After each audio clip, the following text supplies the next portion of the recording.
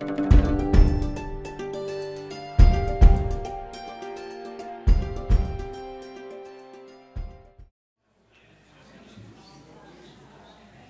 on. He's pointing. Martha.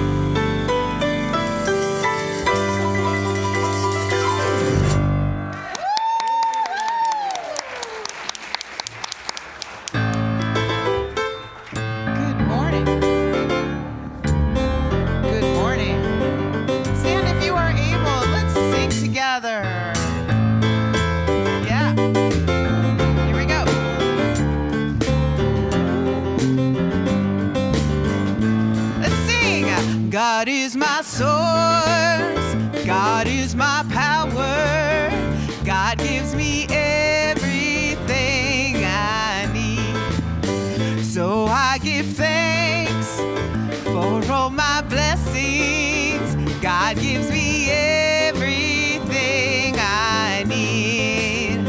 God is my source, God is my power, God gives me everything I need. I give thanks, so I give thanks for all my blessings. God gives me everything I need. God gives me everything I need. God gives me everything I need.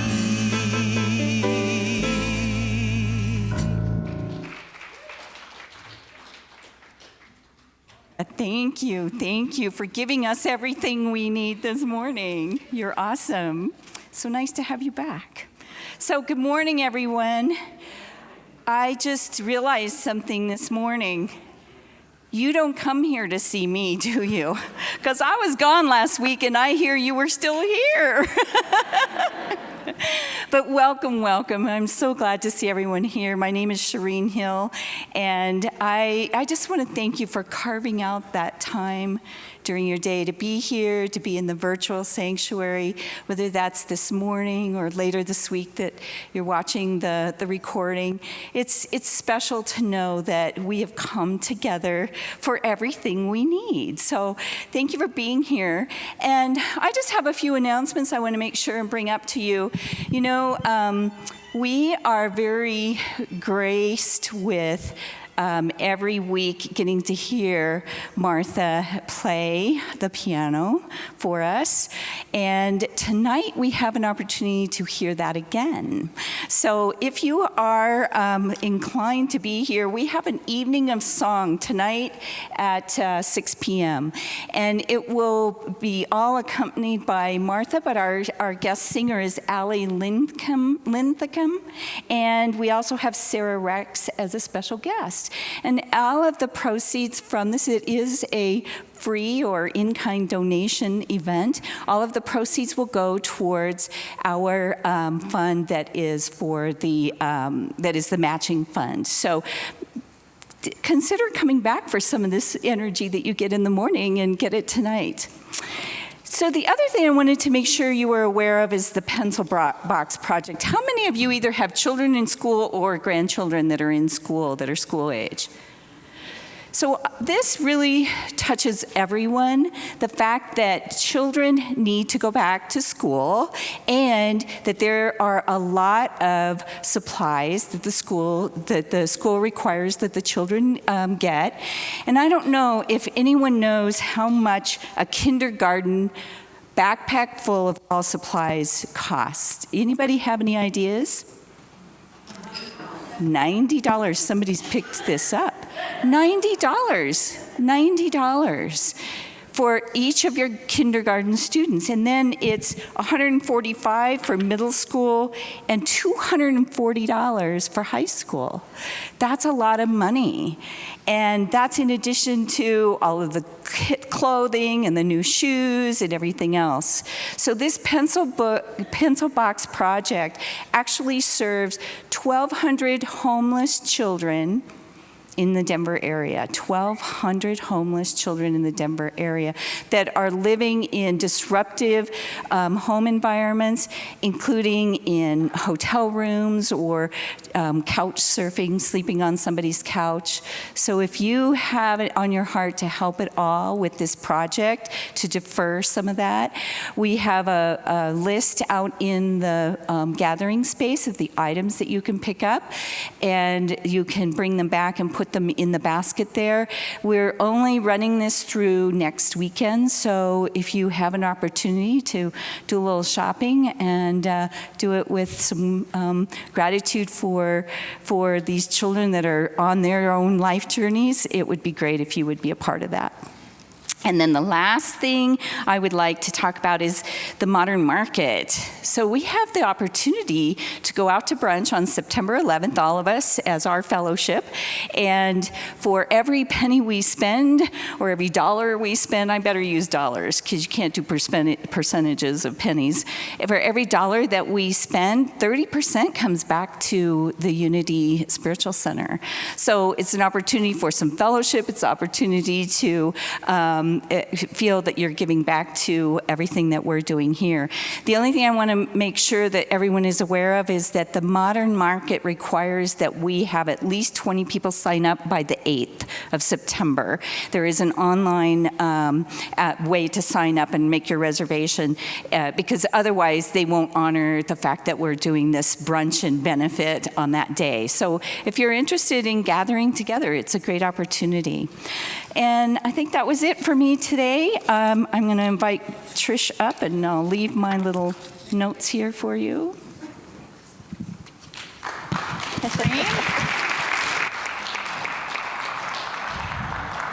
I, for one, am thrilled that you're back. Takes a little bit off my plate on Sunday morning, so thank you all for being here this morning and joining us with your physical presence here. We know that we have those of you joining us online, which we're thankful for as well, and just bringing a level of awareness to what it means when we come together in community, the energy that we share, the connection that we share together, and how important it is. And I think we're all finding our ways back into places of community that are meaningful to us. And I just know for myself how quickly it is to get in a new habit.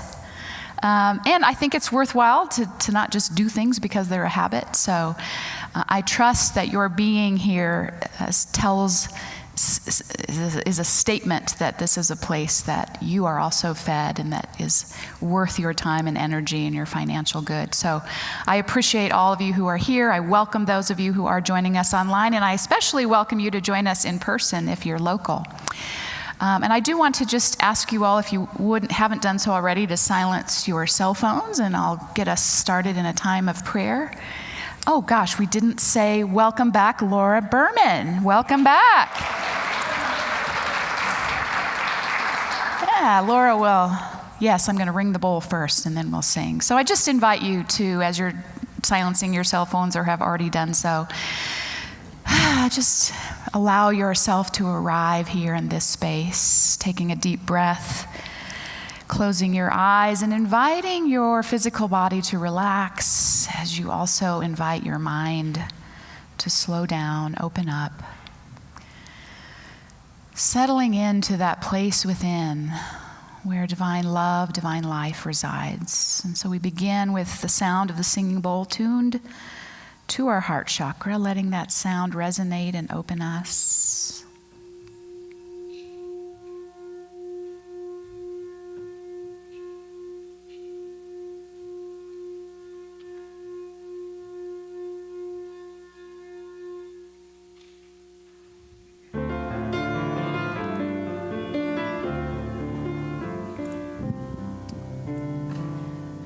Surely the presence of God is in this place. I can feel the mighty power and the grace. There's a holy hush around us. I see glory on each face. Surely the presence of love is in this place. So we just continue to relax in the power and the presence of love that is in this place. Relaxing again our physical body, opening our mind and connecting with the truth of our being, that we are expressions of divine love right here, right now. There's nothing we need to do.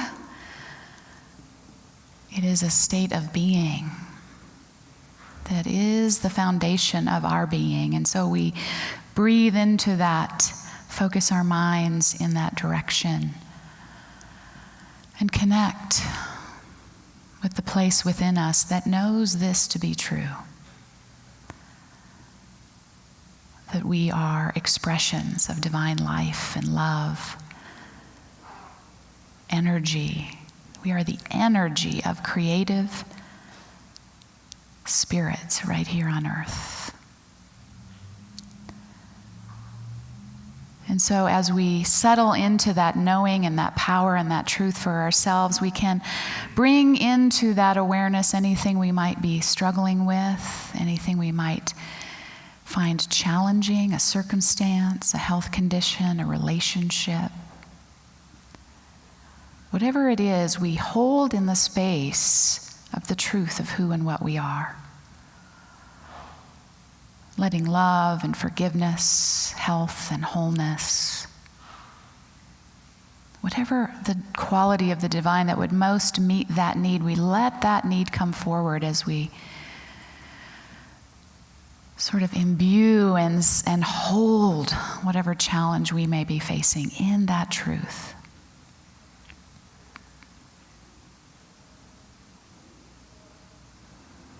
And as we do this for ourselves, we also do it for those in our lives, on our hearts, and ultimately for our world, for all of the inhabitants to know the truth of their being, for they too, regardless of how they may know it or call it, are expressions of divine life and divine love. And so we envision that truth and that freedom and that power moving freely and fully through us this morning, through those in our lives in need of that reminder, and through our world. Realizing the truth of who and what we are. Life by life, heart by heart, mind by mind.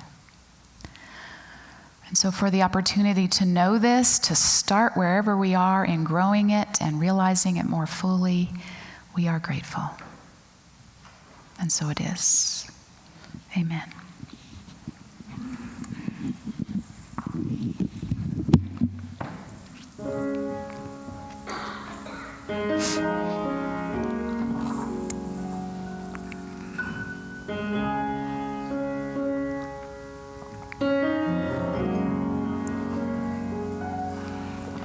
My word can move my soul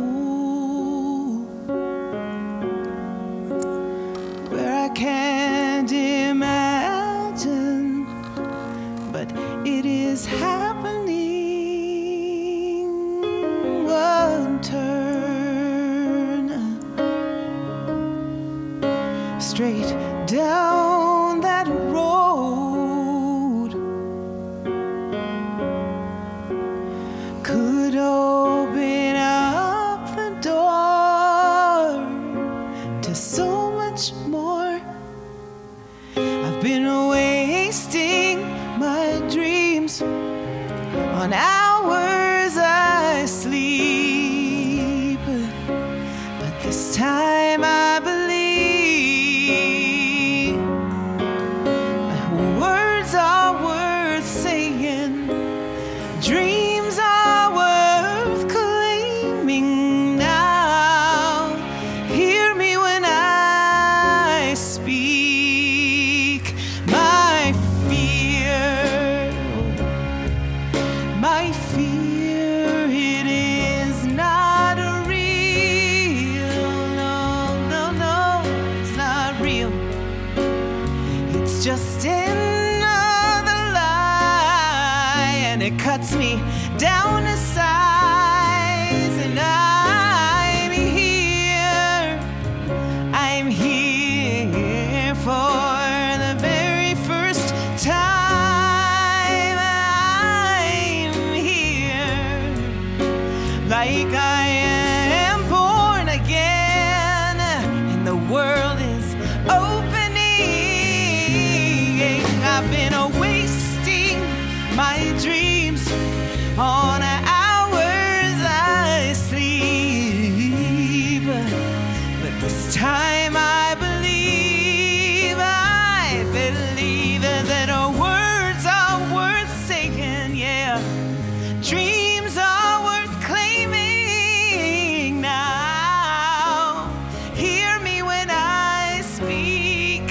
Hear me well. And it's the only voice that has changed my life.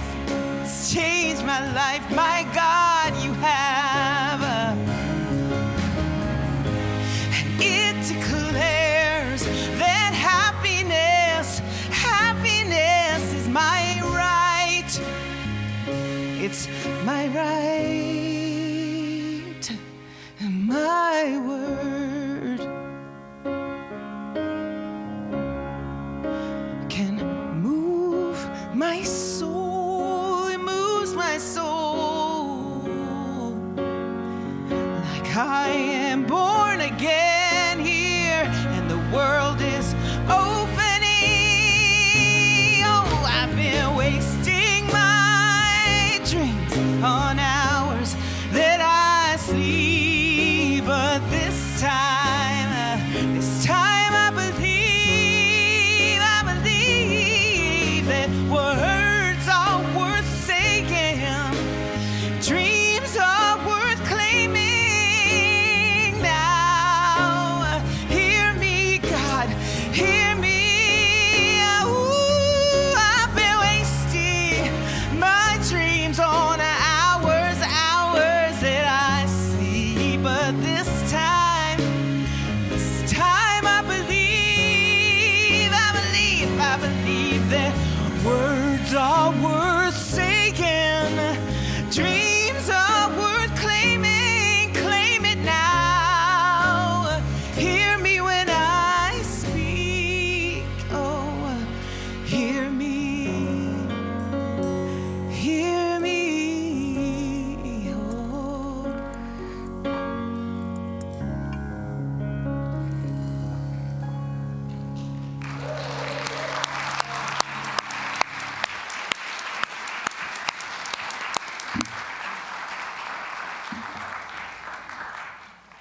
Thank you, Laura. That was gorgeous. Nick, Scott, welcome back. No, you were here last week.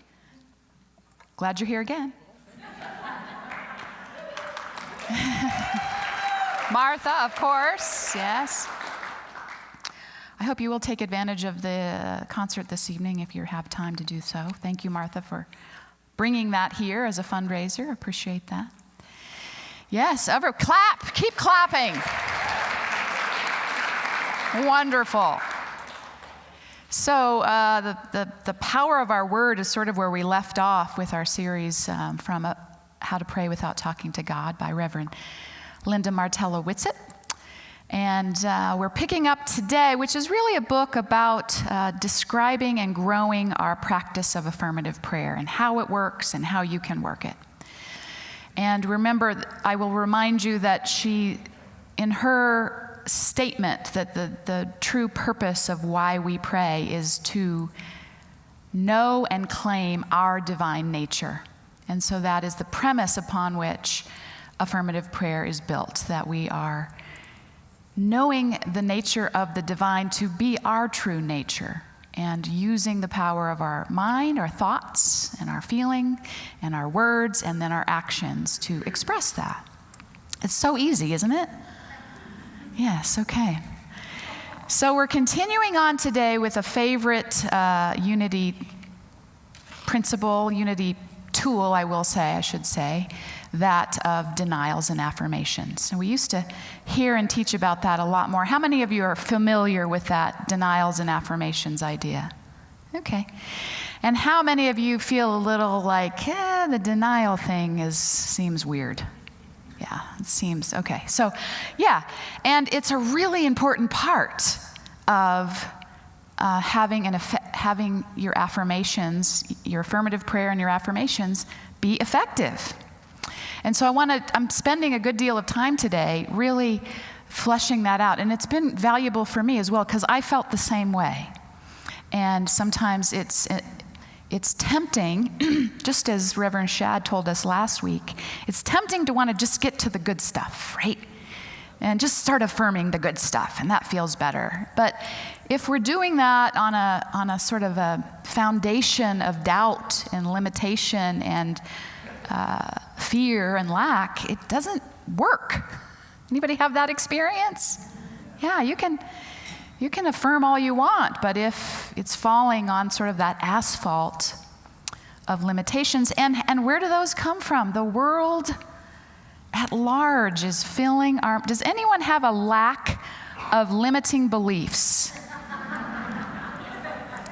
Okay, so you're in good company, and you're not alone. And I mean that, that's a good way to look at this and know, okay, this is a common experience that we're having. And how can we teach about the power of our mind, the power of our thoughts. And this is where we need to spend some time in understanding and paying attention to those thoughts that tend to undermine the work that we're doing to build our consciousness in who and what we are and what we're capable of. So I have a slideshow for you, just because I love to do that now, with some quotes. And we're going to work through, I want to make it really clear the power of denial and what denial is not. And I think in doing that, that's been helpful for me to be able to really embrace it and understand it. So, said sort of shortly, denial erases, dissolves, and releases. Affirmation claims, plants, and builds. That's the quote from Sharon Connors from Adventures in Prayer. And then Reverend Linda Martello-Whitsitt says, when our minds are congested with unconscious assumptions and limiting beliefs, repeating affirmations is like adding ice cubes and lemons to a clogged sink. First, we must clear away the mental congestion. That is the work of denial. So it's important that we notice, and really we'll go through the ways in which our limiting beliefs, we have clues about them. And we're going to talk about that. But I do want to make clear the distinction, if you can go to the next slide, that this is distinguished from psychological denial, right? Which is a defense mechanism that has us not look at, face, or feel our feelings or deal with our circumstances. And that can lead to delusionment, right? And conscious and unconscious action and inaction. That is not what we're talking about. We're talking about spiritual denial, which is our power to release and let go of thoughts and beliefs that limit us. So the slide here talks about we're not using spiritual denial on facts and feelings. So we're not denying facts or feelings. We do not pretend our feelings or our circumstances away. We do not deny pain, whether physical or emotional. We do not try to convince ourselves that this is not happening. So I think that that's part of why denial has got a bad rap, because it's like, just pretend it's not happening. Well, that's not helpful. Actually, what we're going to do is notice the feelings we're having. We're going to actually employ self-awareness to the point that we say, what am I telling myself in this situation? What am I believing about myself or the circumstance? And where's my power there? Right? I'm not ignoring it. I'm actually turning toward, whoa, I am feeling really vulnerable, really scared, really, you put your favorite one in there. And so what am I telling myself about myself, or what the circumstance that I'm experiencing means? So I think it's important to recognize, again, that rather than denying, we're actually calling upon self-awareness. We're looking at and into what we're feeling, how we're thinking, and noticing any limiting beliefs that come up, right? And I was listening to Tara Brach. I love Tara Brach. You should listen to her as much as you can. She's a Buddhist, but that's okay. Obviously, Trish.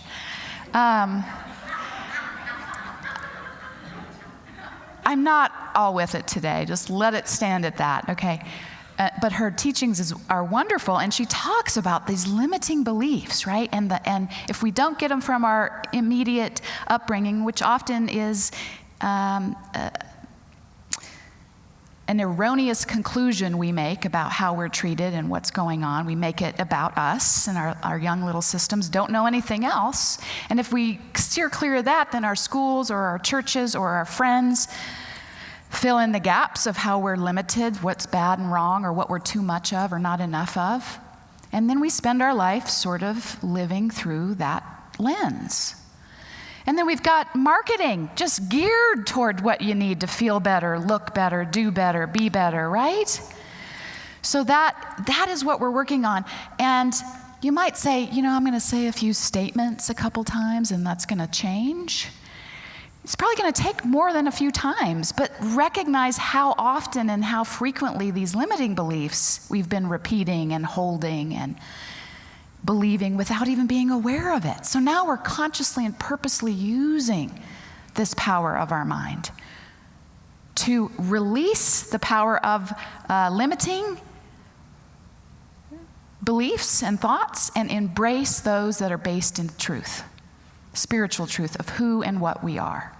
And I'm telling you, it's work, because everywhere we look, that is not what we see. That's why I'm really embracing that scripture again, that the one that is within you is greater than the one that is in the world. The truth of you is greater than the world will ever tell you. Now, if enough of us believe it and start living like that, we could have a world that reflects that. Can you believe it? It's hard to believe. And yet we can know in and of ourselves that how our limiting understandings and ideas limit us in our own happiness and fulfillment. We can magnify that into the world and see in part why we are where we are. So the next slide, please. Did I review that slide? Yes. Okay, good. Sorry. So spiritual denial is also not repression, right? We're not saying, don't think that, don't feel that. We're actually attending, again, to what we're thinking and what we're feeling. So Reverend Paul Hasselbeck in Heart-Centered Metaphysics says, the correct use of denial does not repress error thoughts, beliefs, thoughts, or feelings. Rather, it releases the energy or power we have invested in them. And then Charles Fillmore, and I love this, that change that takes place is merely a transference of power from an error or limiting belief to faith in the truth through the recognition that God is good and that is all that is in reality exists. Boy, Mr. Fillmore.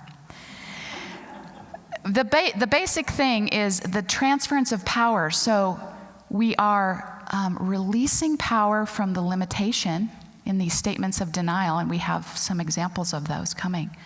And we are embracing, putting our power behind our affirmations, the thoughts that affirm and claim the truth and the power that we are as spiritual beings. So you can think of it that way, right? We're letting go of how we have misused, if you will, our energy and our focus on limiting thoughts, and placing that in the power of truth thoughts that are based on the spiritual truth of us that does not change, that is not affected by the stock market or the coronavirus or the political debacles. It's true and unchanging. And if we knew that, and if we could live from that, yes? And so we use these tools. This is a tool that we can use to start releasing limiting thoughts and beliefs. Does that make sense? Wonderful. Next slide, please. So they don't deny, spiritual denials do not deny facts or feelings, but what they do deny, we deny thoughts and beliefs counter to spiritual truths. We deny belief in the permanence of facts and feelings. I'll come back to that one. We deny negative interpretation of circumstances. We can make up all sorts of stuff for why things happen. And very often, it doesn't really serve us. It really condemns us or someone else. There's blaming ourselves or others. There's not a lot of room in that. We deny over-identification with conditions. We might have a health challenge. We might have a relationship challenge, but it is not what we are, right? So we want to stake and claim the truth of who we are to address those challenges. And we deny misguided beliefs about divine nature and our divine identity, which we have been sort of doing as we're growing our understanding of God, the nature of the divine, and claiming that for ourselves. So I just want to point out, how many of you are shocked to find out that feelings and even facts change? I mean, when you're in it, I just had a whole situation and I was just sure I wasn't going to get out of it alive. I was just vulnerable. I wasn't feeling well. I was stressed. And that was it. I can't do it. I can't do any of it. Like, whoa, what's going on here? And as I felt better physically, as I took care of my physical body, and as I started to say, what are you telling yourself, right? You're not feeling well. There are some things that are stressful. You're addressing them. Go to bed. Like, before you quit everything and tell everybody you can't pay the mortgage and freak everybody out, just stop. Notice what you're telling yourself. Notice that limiting belief. For me, it comes up, and it's a common one, I hope. Don't tell me if it's not. But it's just sort of, I can't do it. There's something, it's going to get to some point, and I can't do it. And every time I do it. But in that moment of vulnerability, this is the one, I can't do it. You have your own. I'm not good enough. I'm not, or I'm too something, right? Those are the beliefs that really get triggered when we're feeling vulnerable. And then we kind of add to them as we circulate in that. I'm not enough. Oh God, I knew it. I can't do it. Girl, just go to bed. I mean, you got to get up. I'm not saying that's the end. I'd love it if that was the answer. All right, everybody, next Sunday, we're staying in bed. Let's do it. So facts, so feelings change. And I know they feel tremendous. We're not denying that when we feel them, they are intense. And they're part of our physicality that helps us move energy through our system to process what we're experiencing in the world. There's nothing wrong with them. But to sort of identify yourself by a series of challenging feelings is not wise, because give yourself a few days. Right? Feel them, let them flow through you. And also, interestingly, facts change. That's, I know, a loaded thing to say in these times, but I mean, you got to pick your facts wisely. What agenda are they pushing? Are they reputable? But even for you, you can say, oh yeah, this is what happened. That's what Christina said that. She looked at me, she did that. And the next person says, no, you did that, and she said that, and then you did that, right? And then with a little more self-awareness, oh, right, I didn't even know you were there. These are the facts that we are basing all of this uproar and wreaking havoc, right? So it's really noticeable to slow that down and to recognize when facts seem overwhelming, when feelings seem overwhelming. Be gentle with yourself, let them flow, and know that they're not permanent. Okay, we got through that one. The next slide has this great quote that says, again, I'm just wanting to really ground you in the purpose of spiritual denial, how we use it, what it means, and what it doesn't mean. So Linda Martella-Whitsett says, the purpose behind the practice of spiritual denials is to deny limiting beliefs a residence in our consciousness. That right there we know, I've got to do some evictions. But that's doable, right? That's the power that we have. We don't have to continue to claim our limits that aren't even true half the time, most of the time. They're certainly not true when we hold the truth and the power that we are as expressions of the divine. And again, we have to work to claim that and know that, because the world is not going to reflect that back to us. The more confused, the more divided, the more we need, the better. And we're waking up to that. So, boy, can you see that? You can. Supporting the realization. So this is the purpose of them. They're supporting the realization that feelings and facts change. They are impermanent. Supporting the realization that feelings often arise as indicators of belief. So as we have big feelings, we can begin to investigate, what are we believing? And what might we be better served if we could release those thoughts that are contrary to our spiritual truth? And so an example that she gives here, I do not entertain thoughts that lower my divine energy, shrinking my sense of self. I deny hysterical thinking, a safe harbor in my consciousness. Anyone default to hysterical thinking from time to time? Mm-hmm. It's not comfortable. So we are denying hysterical thinking a safe harbor in our consciousness. knowing that divine love, my true identity, can never be interrupted, fragmented, or disconnected. I cannot lose the love that I am. But we got to know that. And that's why these limiting beliefs that will have you believe anything but that have got to go. So we work on releasing them. That's the power, one of our 12 powers, which I think is our next series. What do you think? I haven't done it deeply. And I really appreciate Shad bringing us back to Unity Foundations. You know, there's a lot, you can get a lot out there. I know you, there's a podcast for everything, a book for everything. But what we know and what we teach is specific. And so, although I love all that stuff too, and sometimes I think, how many more times can you hear this stuff? Until we know it and live it and are bouncing off the walls with it, we still need it. We don't want to bounce off the walls, but you know what I mean.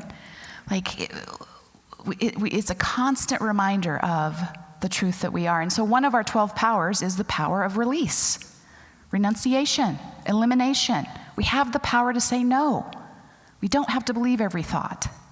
And so we use that to our advantage and to move, to create space in our consciousness, to then begin plant seeds that are true. And that's where our affirmations come in. Let me see if I needed to say anything else about that. Yeah, so the true power of spiritual denial occurs when we comprehend the falsehood of our assumptions about facts and feelings. We notice that facts and feelings are fleeting, they can change. And we also know, and this is, I think, important, that strong feelings often point to strongly held beliefs. And I don't know about you, but sometimes when I do some work there, I can't believe what is residing there. Right? It looks like it's about something out here, and it's all about some fear and limitation in here. So when you have strong feelings about something, take a look at what belief that's pointing to. Is it true? Is it something you want to say yes to? If not, work on releasing it. So our next slide, Al, thank you so much. We use spiritual denials to deny negative interpretations of circumstances. So as I said before, her quote is fabulous. We make up all sorts of nonsensical reasons why things happen, mostly incriminating ourselves and one another by associating unwanted conditions with past behaviors. The example she gave here in the book was, for example, we caused our car to be stolen by harboring fearful thoughts. Our friend betrayed us because we had spoken unkindly about them years ago. Marjorie got asthma as punishment for condemning smoking. Like, I don't know that any of that's true. Of course, I don't know Marjorie, but you see, let's make up, if we're gonna make stuff up, let's have it grounded in some truth, right? And let's have it, let's use the power of our mind toward what we want, not what we don't want. And so she has an example of a denial that speaks to that, right? I do not indulge in self-accusation. I deny the relevance and influence of misguided thoughts, mine or others. I deny the idea that I deserve to suffer as punishment for unenlightened thoughts, words, or actions. In truth, there is no condemnation. The divine is not condemning us for, though that was you, what, you thought that? Right? That's our experience. We get to live that lived experience, and that's usually a pretty good teaching if we pay attention. So not every thought you hold results in something. Don't add insult to your injury by blaming yourself for something that you're experiencing that's already challenging. So use the power of denial to let go of self-accusation.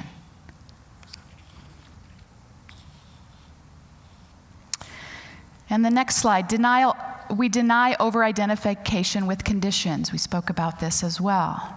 And the more intense the condition, the more easily it consumes our attention. Over time, we may mistake our conditions for our identity.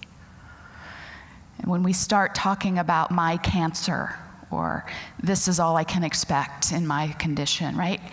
Not that you don't have those experiences, that you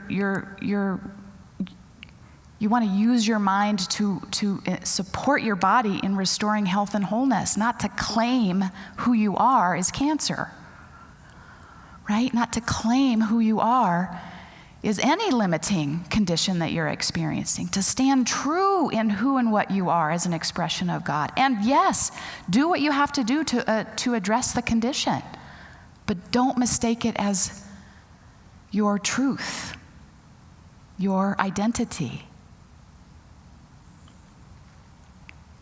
So and again, that is we know the power of our mind to influence and even create our experience. So we want to use that to our benefit, not our deficit.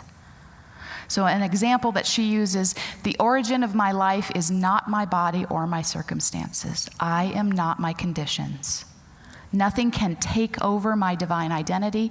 No temporary condition can possibly define me or limit the fullness of my divine life. Now, you might have to work with that. It's not like you say it 3 times, right? Every time you go to affirm, I am the expression of divine health and wholeness, and you say, but I feel like crap. You go back. Start again. And here's the other thing that you have working against you, we all do, is that we have a collective consciousness that supports all of that, right? The dread of cancer, the dread of all the things, and poverty, all the things that there's not enough. There's culturally, societally, that is a collective consciousness experience. So our next slide says that that's the other reason we use denials, to deny compliance with mass consciousness. We're not going to take on the thoughts of the world that are, again, based in lack and limitation and fear. She says that collective consciousness is macrocosmic groupthink. It is a limitation that easily leads to short-sightedness. In the collective conscious, ideas exist that everyone believes are true, whether explicitly or implicitly, and never really pushes against them to see, are they true? These are the thoughts I've been believing and holding. Are they true? We just sort of take them to be true. Some examples. Some illnesses are just incurable. That was a situation that faced Myrtle Fillmore, by the way. She did not attach her identity to that belief at the time, that TB was incurable. Disease is inevitable. Times are tough. Jobs are scarce. There's not enough. Those people are this way. Those are some of the thoughts held in mass or group consciousness that we want to use denials to disassociate with, to not claim as our truth. There's a great example that actually, Jessica, was that a quote you said the other day about Henry Ford? Okay. And if asking the people of his time what the next step was or what they wanted, they would have said faster horses. They couldn't even conceive of something else, right? And so that is the limitation when we subscribe to mass consciousness. We don't even see what's possible because we're kind of held up in what is and the constant limitation of it. And so our next slide, to do that, she has a couple of statements here. These are examples, again, of denial statements, that nothing that happens in the material world determines my financial well-being. Ooh. No doctor, no scientist, no external authority could possibly predict the state of my health. I am not subject to the way of the world or the say of the world. So we notice when we are actually thinking and believing society's thoughts, and we let those go. And all of this is to make room for what we want to claim. The next slide is a quote from Charles Fillmore, because there are some specifics I just want to go over quickly. I did not mean for this to be a college lecture, but it sure seems like it, doesn't it? I just really wanted to flesh out and understand what denials is and what denials is, what they are and what they're not, and invite you to start using them. So he says this, that human consciousness is made up of a multitude of false personal and collective beliefs. We've just spent an hour going over those. Denial is the mental process of erasing from consciousness those false beliefs. You want to make them as though you were gently sweeping away cobwebs. So you don't want to resist them, fight them, or really state them with a lot of emotion, because anything we imbue with emotion sort of grows, right? We want to recognize, I'm letting that go. I'm just letting that. I don't need to blame myself. I don't need to blame others. I'm going to let that limiting belief go. Just sweep it out. And that is clearing the way for what we want to plant in our consciousness using then affirmations. I feel like most of you are more familiar with affirmations, so we're getting like 2 seconds on those. But we'll do a little bit in meditation as well. So the last slide on denials, you just want to use, as you've seen, you want to use the first person, I am. They're natural and unforced, not a lot of fluff or emotion. So you speak them calmly to avoid imbuing them with the power of emotion. Just gently release. And then you follow them by an affirmative statement. And so they work together. As you're making room, you consciously and purposely plant something else where you just cleared the space. You plant a statement of truth. And you say, well, how many statements, I'm just going to say statements all the time? This is going to change my life. Notice all the things you're telling yourself all the time and all the things you believe that you're not even aware of. So yeah, it literally starts with changing those records. And some of that is letting go, using that power to release. Reverend Paul House, I could go on forever, but I better stop, talks about this as the keys to the kingdom. Our ability to say yes is our ability to cultivate a heaven consciousness, and our ability to, I don't have the quote. That's not right. Denying things to keep yourself out of a state of hell, because you're torturing yourself with these limiting beliefs. So you say no to those and yes to the truth of who and what you are. So we use affirmations, next slide please, after we've done our denial work. And again, probably back and forth and back and forth. An affirmation is a declaration of spiritual truth that when we speak it, fixes our attention on that truth, above our circumstances, above our fleeing feelings, and the changing facts. We're centering the power of our mind on a spiritual truth. Affirmations center on an unalterable truth, and effective affirmations direct your attention away from changing conditions and towards unchanging truth. Whew. They also tend to focus on being rather than doing. The doing comes from the beingness. So I shared this affirmation with you before, one from Reverend Paul Hasselbeck on the next slide. I am the presence of pure beingness, expressing the whole spirit of life, love, and wisdom. So depending on what you're working to release, you want to affirm something that speaks to that, something that centers you in spiritual truth. And the second one is from Charles Fillmore, co-founder of Unity. The next slide, please.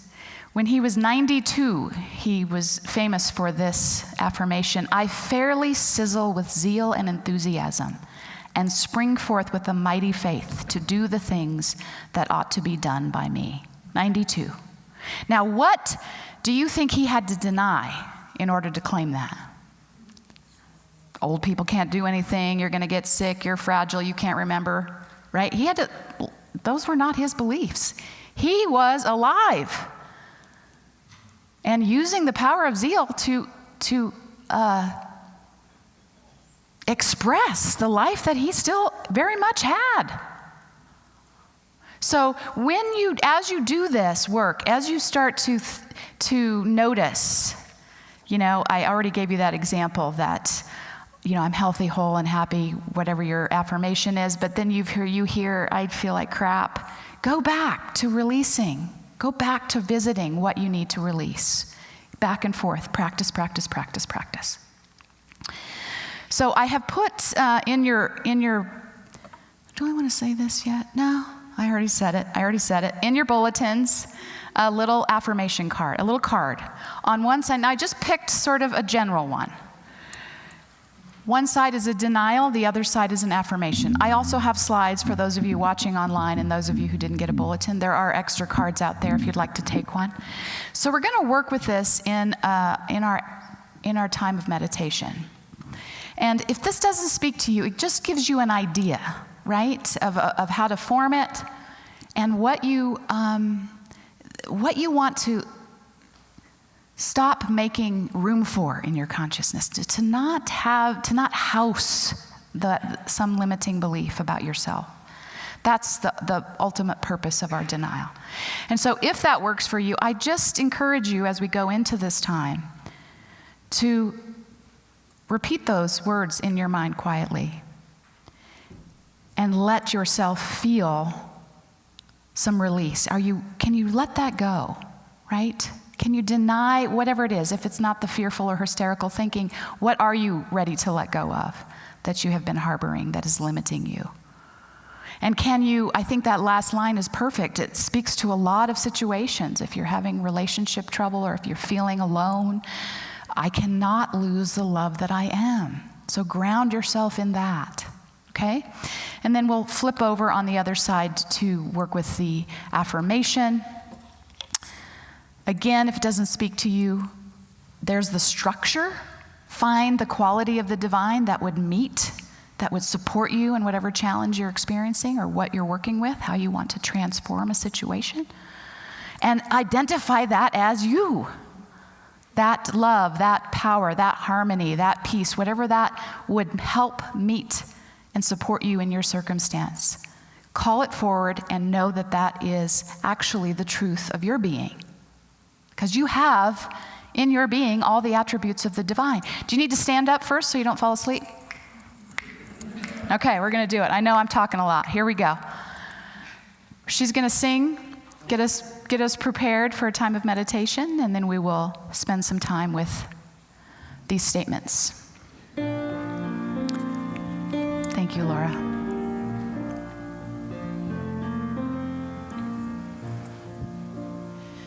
When I pray, I feel my heart go deeper, my heart go deeper into my God.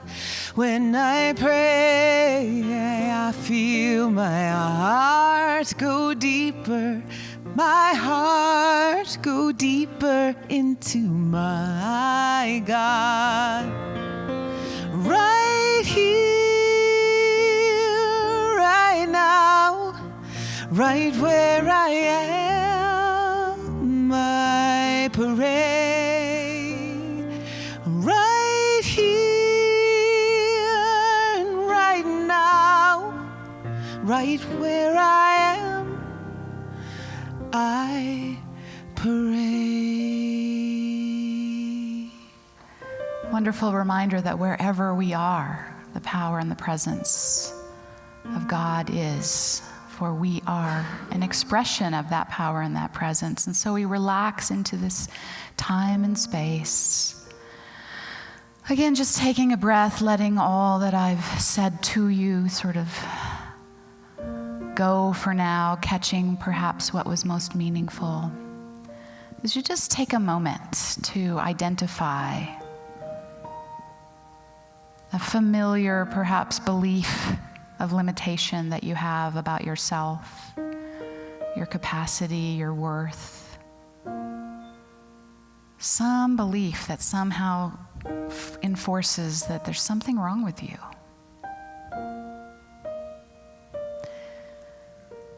And know that in truth there is nothing wrong with you. You are as you were created to be.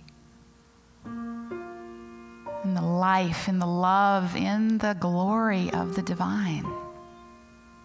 All our ways of adapting to this world is what makes us feel like something is wrong. And so identifying a belief that you know limits you, That while you may know on some level is not true, it feels true because you have spent so much time with it.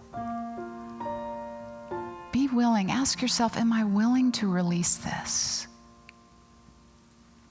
Am I willing to release on whatever level that nothing is wrong with me?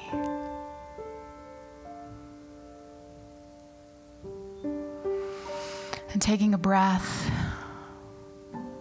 If it's helpful for you to look at the denial slide or the denial affirmation on your card to remind yourself of the power of releasing and letting go,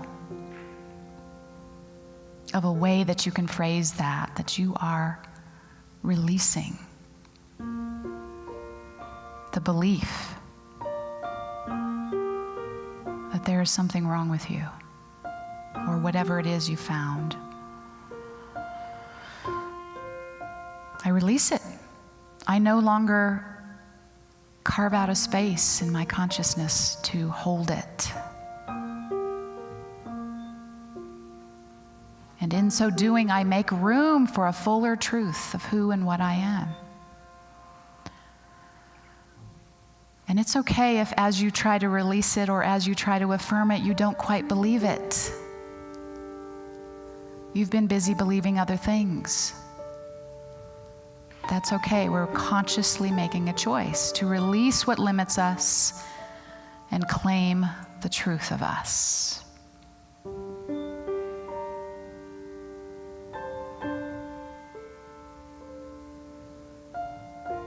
And so in the release of the limitation, we turn towards what we want to claim, what we want to anchor in as the truth of who we are. What divine quality would meet or speak to or support you in detaching that limitation? Call that forward.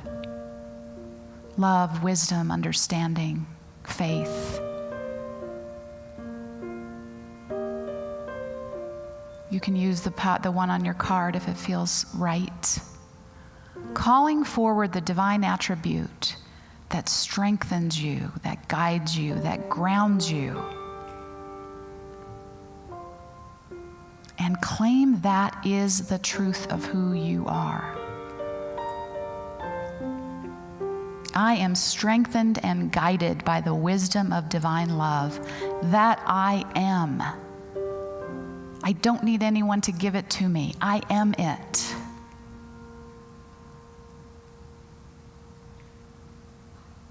And so claim the power of that in the silence, the power of the truth that you are. And that in truth you have always been. You are growing in your realization of that. We are growing in our realization of that.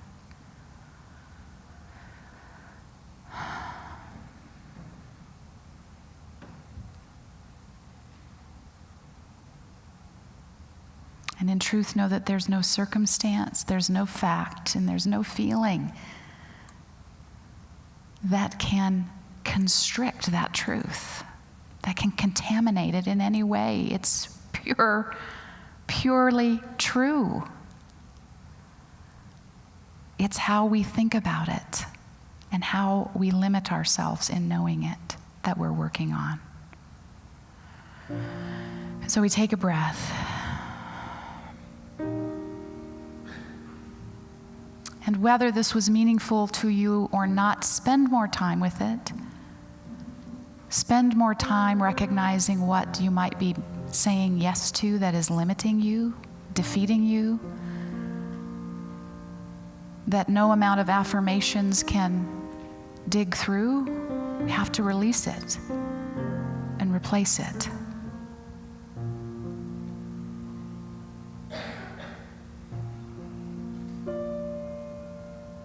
So we move forward this day and this week, assured of the truth of who and what we are, of the love that we are that we cannot lose.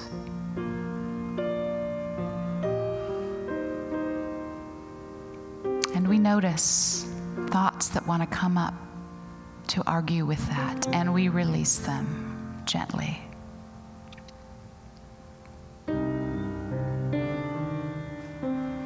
For this ability to do this, for our growing awareness and the power that we have to start where we are grateful.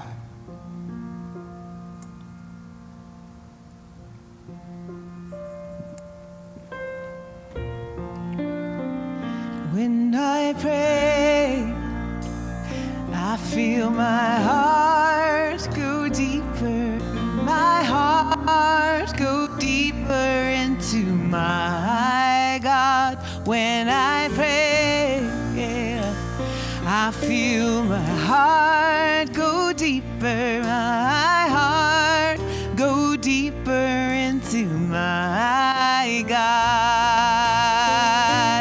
Right here, right now, right where I am, I pray. Right here, right now, right where I am, I pray. I pray.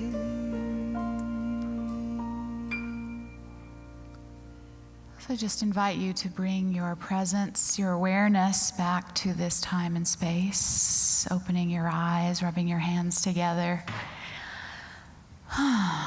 Anybody feel a little bit better about denials, a little more informed?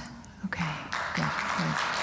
Ooh, you're just wanting to clap, these kids. They're so clappy. I want to announce real quickly that next Sunday, which falls on the Labor Day holiday, there will not be any children's programs. We have Lisa and 2 steady volunteers, and they're all going to be at the women's retreat. So that's how we're handling that, and it's an invitation for any of you who are thinking, hey, maybe I should volunteer. I've been thinking about that, to talk to Lisa about what you might be able to do to support the children's department. We are always looking for volunteers, even greeters, ways that you can support the kids. So talk to her about that. But please know, and those of you watching online who might have kids that will be here next week, they're welcome to join you in here, which will be terribly boring for them. No, it won't, because you know who's going to be here? Drum roll. David Howard will be doing a guest performance. He's going to walk across the parking lot and speak for you, because I will also be at the women's retreat. So thank you for that. And this is the time in our service where we give of our financial good in support of the work that we're doing here as Unity Spiritual Center Denver. I know many of you give online, and for those of you watching online, we so appreciate the donations that you make electronically. There are ways that you can do that on your screen, via our app, via our website, and certainly you can mail checks. And our ushers are coming around, so if you have cash or check today, you can drop that in the offering plate bag. And I just want to also take a quick moment to say where we are with our pandemic recovery matching fund. Bob did a great announcement last week of letting you know kind of why we did that and what we're using that money for. And so we are at like 29,000, I think. Al, do you have that or no? I just don't remember it. So you can still contribute to that. We appreciate those of you who have given. Every dollar into that fund is matched dollar for dollar. So we have raised $29,683, which is awesome. Awesome. You can continue to, if you want to make a donation to that today, you can write matching on your check or a cash envelope. So thank you for that. So whatever you are giving or have given, we want to bless that together by affirming our blessing together, which is on our screen. Divine love as me blesses and multiplies all that I am, all that I have, all that I give, and all that I receive. I am thankful. Now Laura's going to bless us with another song.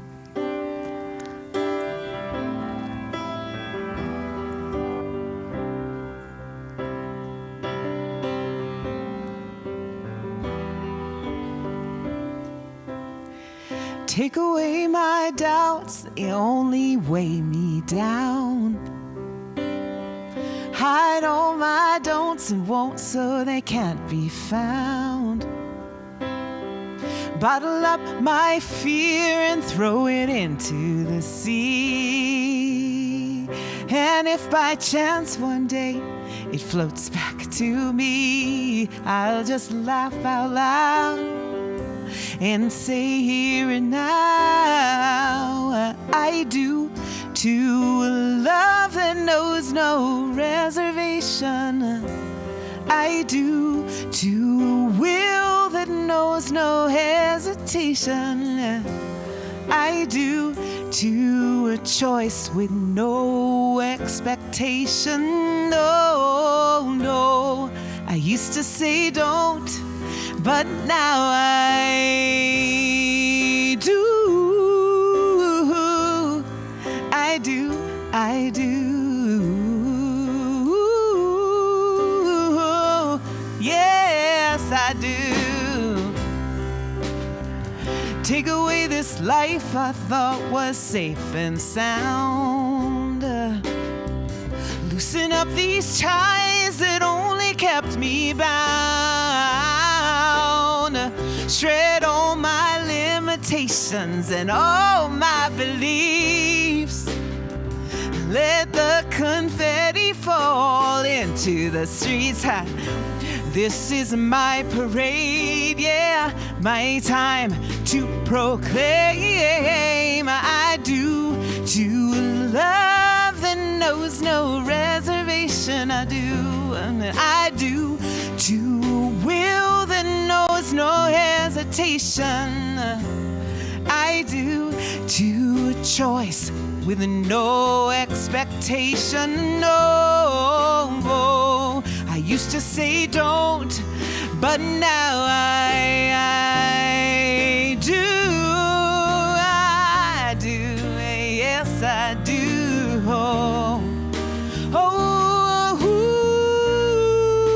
I used to say don't, but now I do. Right here, right now, I do. I do. Oh, well. And I do to a love that knows no reservation. And I do to a will that knows no hesitation. And I do to a choice with no expectation. I do to a dream that knows no limitation. And I do to a force that knows no gravitation. And I do to a high with no intoxication. No, no, I used to say don't, but now I do. I do, I do, I do, I do. I used to say no, but now I do. I do. Oh, yes, God. I do, I do, I do, I do, I do. I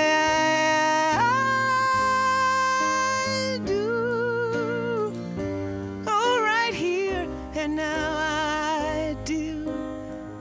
Oh,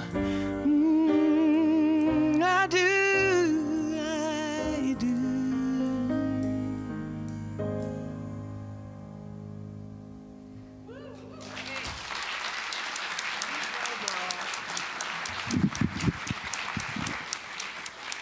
Thank you. That was beautiful.